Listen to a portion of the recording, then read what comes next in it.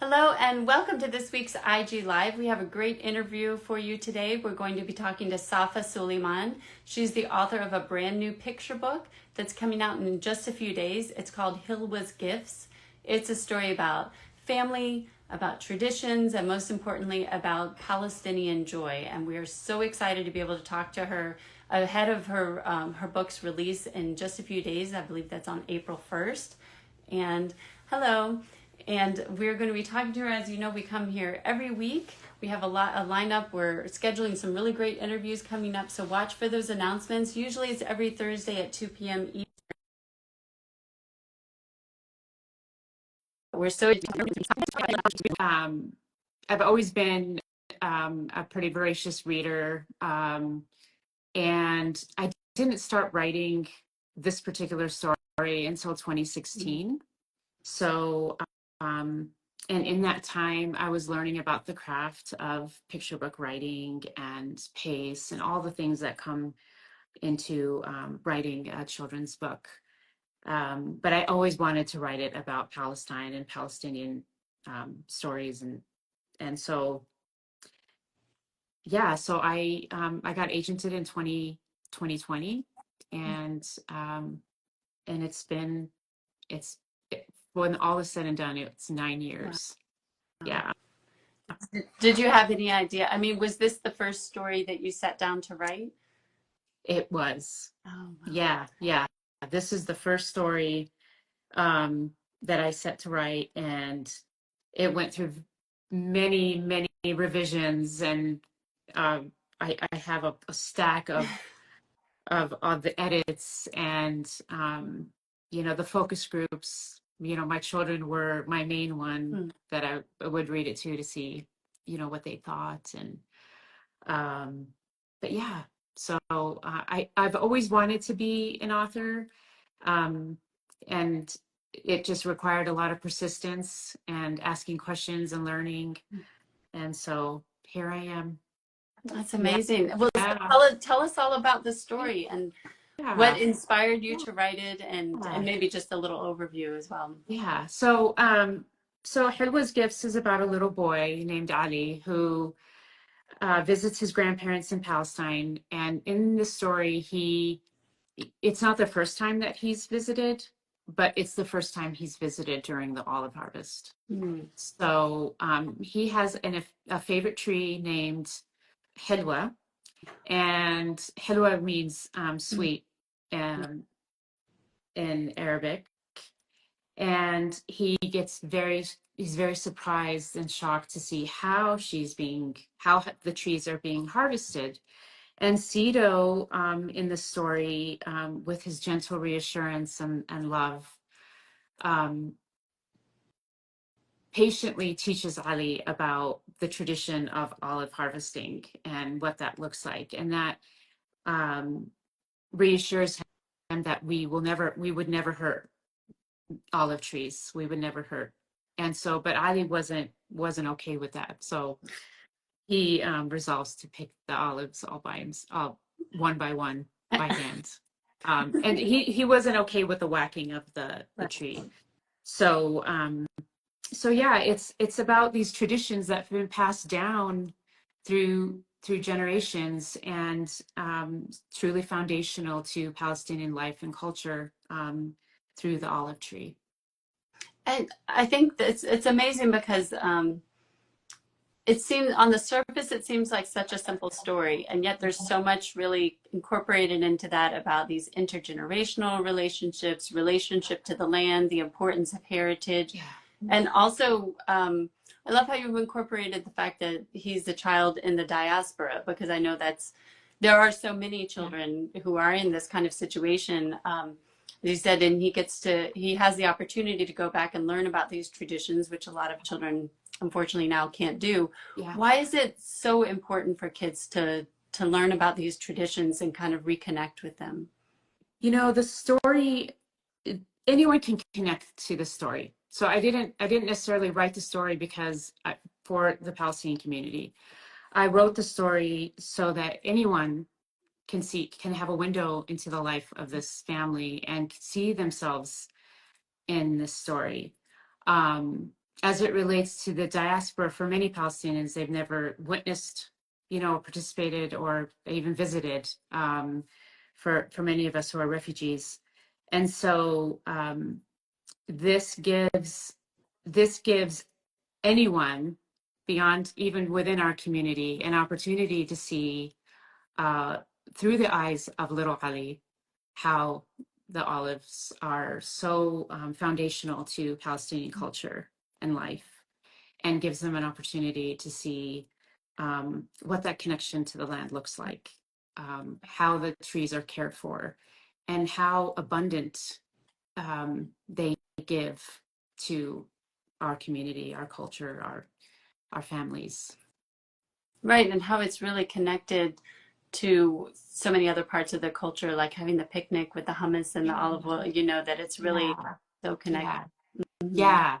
yeah. And again, that was thank you for bringing that up. It's all the family connection is very enduring throughout the story from the beginning to the end. How the love that Ali has for his family, and not just for the tree, but for the family and his cousins and his Siti, his grandmother.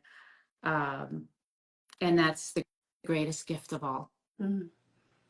I love that. And sorry, this wasn't a question that I had sent to you ahead of time, but I was just thinking as you were talking about it. I love that you incorporated Arabic into the story. And as you said, it wasn't written necessarily just for Palestinian children.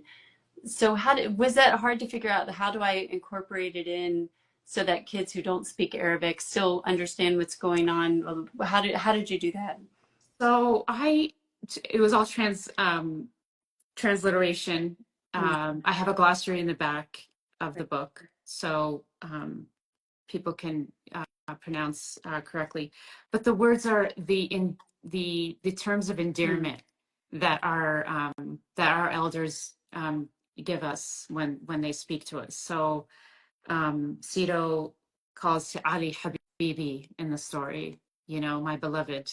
mm, Um, and so it's those words that have connection to his particular family. mm. But incorporating Arabic into the story was really important for me because, again, it not only shows the story doesn't not only show the family and their connection to the land, but also the love they have amongst each other, and what words they use, what terms of endearment they use to reflect that within their families. So it wasn't too hard actually to do that. I didn't find it necessarily difficult because it's so much a part of our life Right. that just writing it in there, like even sending a text and saying Habibi to my son, it's just so natural.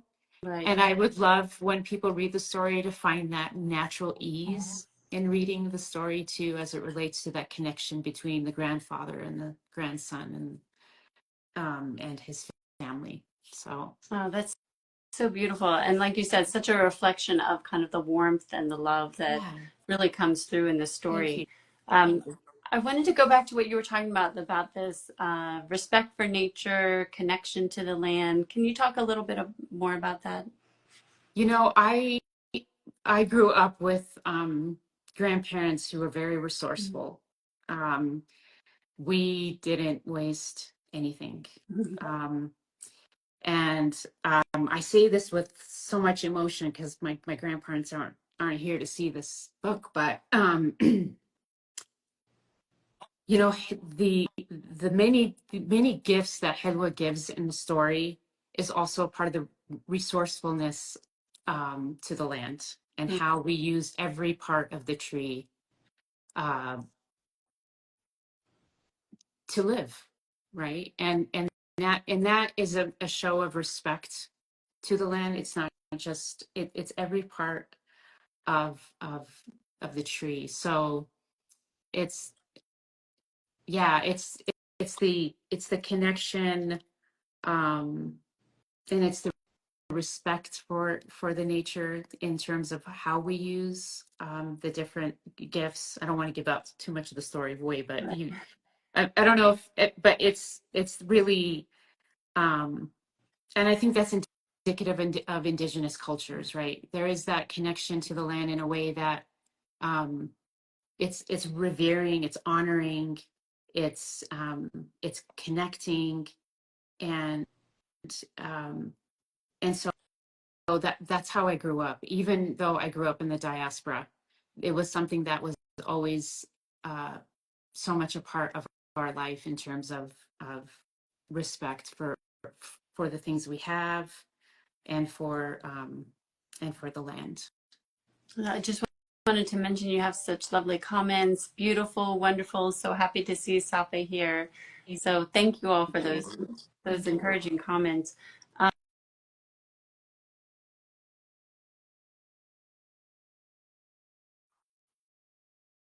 And uplift hearts. So what do you hope that your young readers take away from this book?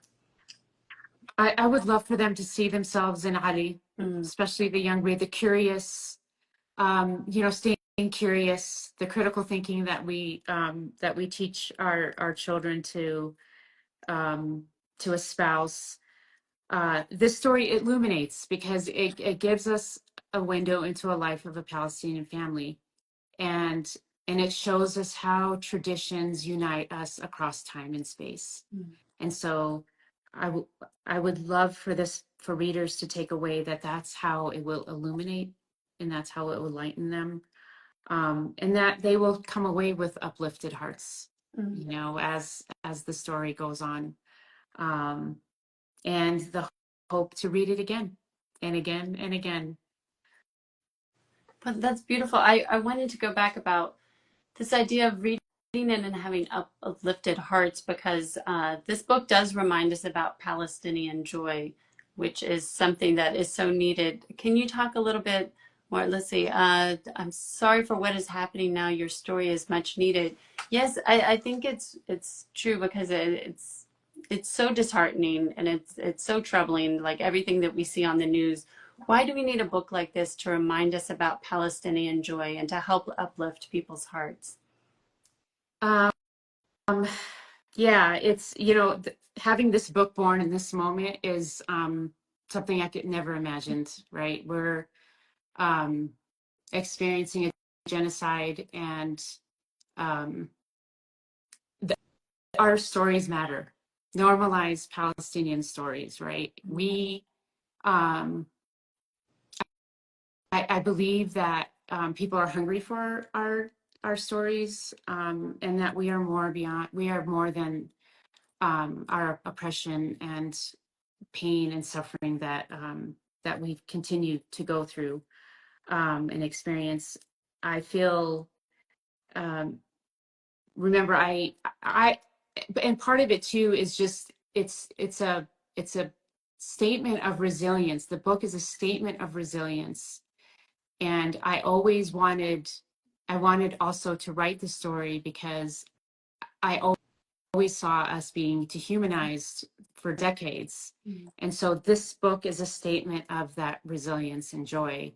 And I wanted to share that so powerfully in this story, because it's not something that is shown. And so what better, we can tell our stories, and no one can tell our stories better than we can. And so I'm so grateful that I have an opportunity to share a glimpse of one aspect of our culture to children and adults, because I do believe that this story, a picture book, adults can learn from as well as children. Right. Which I have. I mean, I haven't actually, since it's not out yet, I've just kind of seen glimpses of it, but I've learned so much from this story, and I agree. I think that's something that the whole family can enjoy. And I also think, you were an educator for so many years, worked in pedagogy, so you really understand the impact that these stories can have on children. Why is it so important to make sure that children have access to books like these? Representation matters, right? I do believe in, and it's sad that we have to constantly say that we need diversity in children's literature. I mean, we are part of this world, like, and so Right. we it's so important for children um, to see themselves in a story, but also to see other cultures and how other families live, how they tend to the land, how what their what their history is. Like it's so vital to have these stories in the hands of children, to humanize, to normalize, and to see themselves Right. in these stories. It really is, it's the basics of life and humanity. And speaking of which, I know you have at least one other book that I've seen the announcement for, which again is reminding us about Palestinian culture. You want to tell us a little bit about that one? So Amina's special thobe is slated to be released in the fall of 26 by Candlewick Press. And Amina is another curious, bubbly young girl, similar to Ali. And in this story, she's very curious about her Siti, her grandmother, and all of her friends who gather every day to tatriz, which is tatriz means is the Palestinian embroidery. And Siti is making a thobe for Amina, and Siti is taking too long. So Amina asks Siti to teach her about how to do tatriz. And Amina, in her haste and in her impatience, because she wants this thobe to be done so she could wear it, gets herself in a little hole. And so that is where the conflict in the story is, and where Siti, just like Sito in Hilwa's gifts, teaches Amina about the art of patience, and that these are treasures that are being made stitch by stitch, and the patience that it requires, and the treasure that becomes. And so that is the story that I can't wait to share here in another little over a year. That's why it sounds amazing. I love these grandparent. Grandparents are amazing. They are treasures. They're gems in our families. The elders are just. I'm so grateful that I had the opportunity to know them, and to have them pass down such beautiful gifts to us, and I honor them in these stories. I honor them in these stories, and yeah, and for generations to come, these are treasures. These stories. What a just beautiful way to pay tribute to them. I love that. Thank you. Thank you so much. Thank you so much. I'm so excited to I'm just so excited for it to come out. Yes, like you mentioned, just in a few days. And do you have any other, before I let you go, any other upcoming projects you can tell us about? I know I had seen the announcement about Amina's special though, but I didn't know if you were able to talk about anything else that you're working on. And do you think you're going to stay with I am not, so I'm on submission, but I can't talk about that one yet. But I am, that's the thing that we could control the most, right? Is our writing. Yeah. I am working on a Ramadan story. And we are in the last days of Ramadan right now, in this last few days here. So, but yeah, I do have one, working on that one. So we'll see how that goes. But thank you for asking and supporting. Well, thank you for taking the time to talk with us. I'm just excited about the book coming out, and thanks for everybody for watching. As I had mentioned before, these are always up on our Instagram later if you joined us after the start, and of course always on our YouTube channel. Safa, thank you so much for joining us. Oh, you're so welcome. Thank you so much for having me. It was an honor. All right. Thanks, everybody. Bye. Bye-bye.